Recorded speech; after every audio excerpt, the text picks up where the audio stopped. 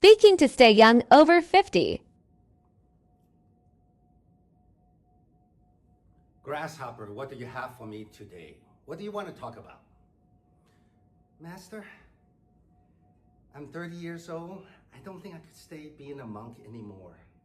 And besides, there's this girl here who's very, very interested in me. Grasshopper, tell me more. Good morning, good evening, Madam Toastmaster and fellow Toastmaster and guests. I will talk to you today about my journey to a happy married life. Timeline. 1959, I was born in Hong Kong. Came in a family of 4 or 5 other brothers and sisters, a mom and a dad. Hong Kong is where 3 famous movie stars come from. Be like water, my friend, Bruce Lee. Rush Hour, Jackie Chan.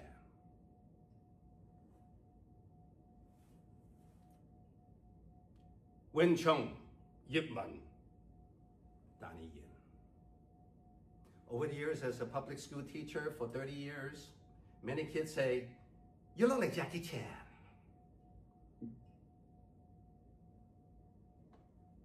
In 1966, my family and I migrated from Hong Kong to San Francisco, North Beach, Chinatown.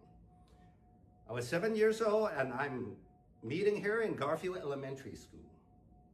The first day I saw this girl, rosy cheeks, blushing. And I had butterflies, I was lost. But the issue was, there was no reciprocity. She didn't have the same feeling for me. But because of that experience, I realized I had a need.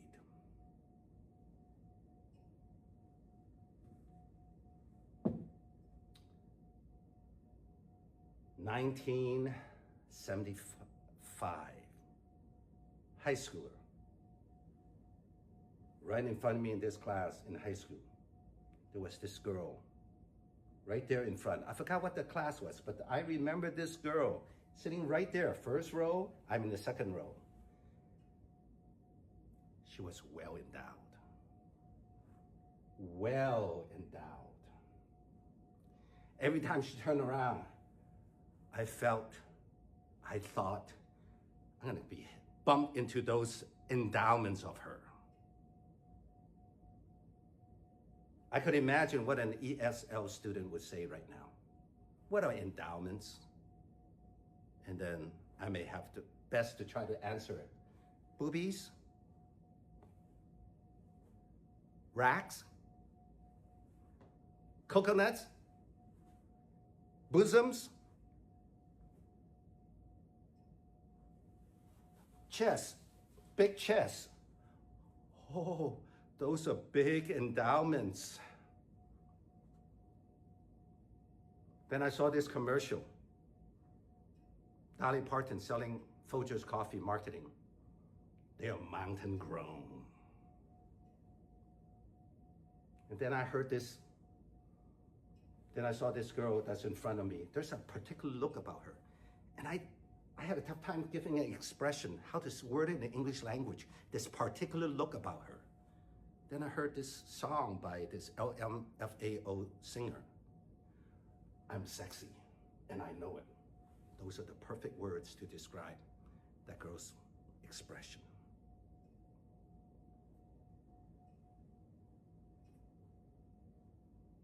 "1989, I'm 30 years old now.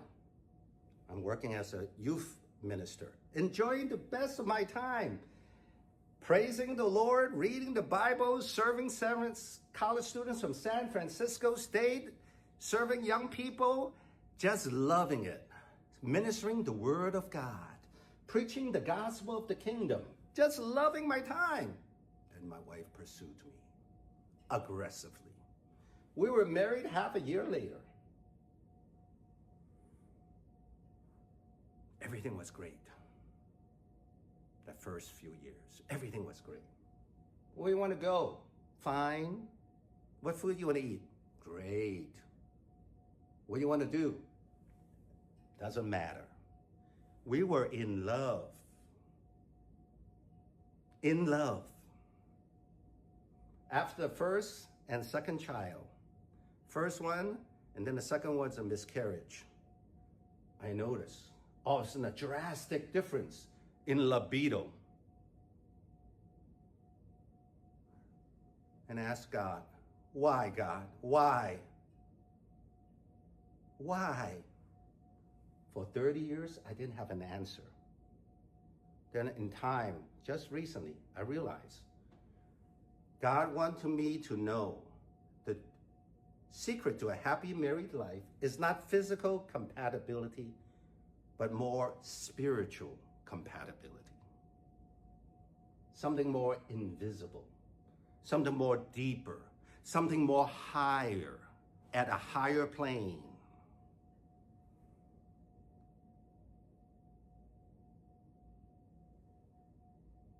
I saw this 2016 debate with Donald Trump and Marco Rubio. Donald Trump was making fun of Marco Rubio for being short and wearing high heel shoes. And Marco Rubio fought back about Donald Trump's small hands, indicating that he has small endowments below the belt. So Donald Trump one time said, no one hits me in the hand. Look at these hands. They're powerful hands. They're powerful hands. I guarantee it. There's no problem.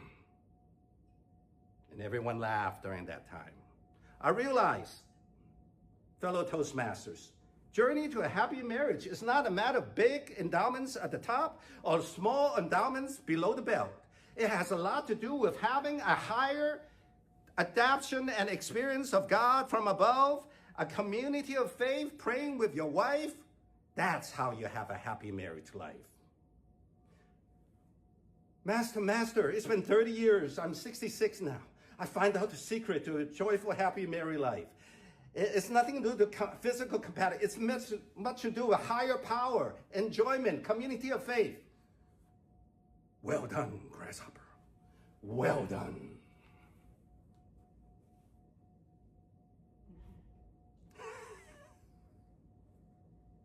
Now is the question and answer period. Anyone have any questions in the audience about secret to a married life, or everyone has a journey? I have my journey and it's my experience, but I know everyone has theirs. Some say has their cross to bear, but I believe people who are married, actually there's research saying, and stay married, they live 5 to 10 years at least longer, and they're happier because they are no longer isolated, being on their own island. So go ahead and ask questions. If not, I'll ask some on my own and then answer it. I guess, what do you mean by being on an island on your own? So when you are single and when you don't have a community to socialize, to talk with, you're not in meetup groups, you're not married, you're not in community of faith in a church, you're not in meetups where you have common things like tennis club, chess club. You're just kind of on your own. You're sitting there at home, watching football on your own, drinking beer on your own. You, yourself, and you. Those people tend to not live as long. They suffer all-cause mortality much faster. The chance of dying is much higher percentage.